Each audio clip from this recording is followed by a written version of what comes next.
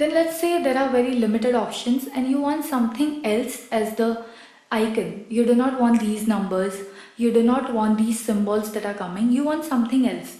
Maybe you have an image that you want to use. So what to do in that case? So let's say I have this particular image saved. I will show you.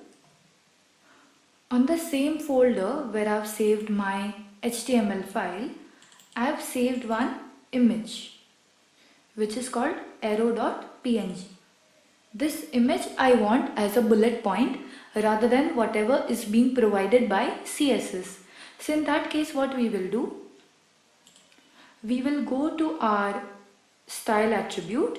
In that we will use a property called list-style-image because we want to use image. Now here we will write URL because we will be giving link or URL of that particular image to be used, and that's why it has to be either in the same folder, and if it is in some different folder then you have to give path of that different folder.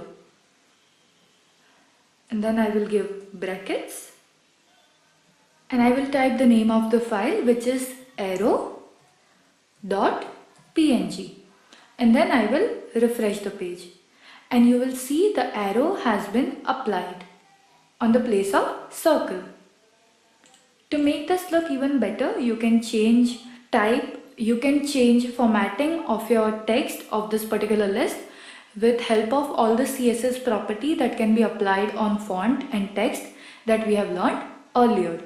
And make sure that whenever you choose image as a bullet point or as a list style type, make sure that the image has to be of smaller resolution. It has to be somewhere 20 pixels or 30 pixels.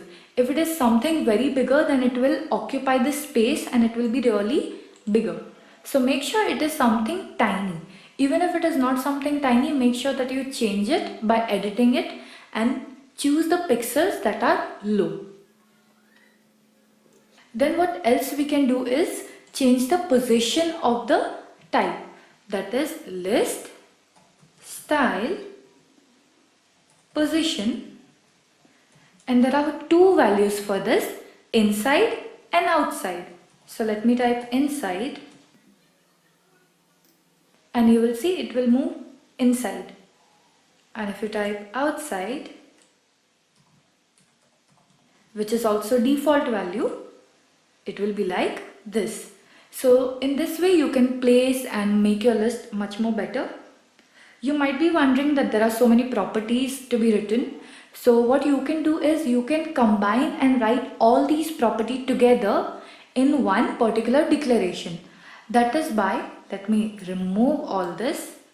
I will type list, style and then colon. So we are defining style for the list. And in this style, first we will give type. For example, let's say circle. Then after a space, you will define its position, like where you want to position it, inside or outside. And then in case if you want to use image as the type, then you will give the URL. That is arrow.png. Now you might be wondering, we also have circle here and this also. It is because in case this image will not be able to load, then you will have circle replacing your type. So you can see it has been applied. And let's say in case in PNG I forgot to type and it is only PN, then in that case circle will be shown rather than nothing at all. So that's why first you define the normal type, then the position, and then image if you want, or you can simply put type and the position. This is how you apply CSS to the list style items.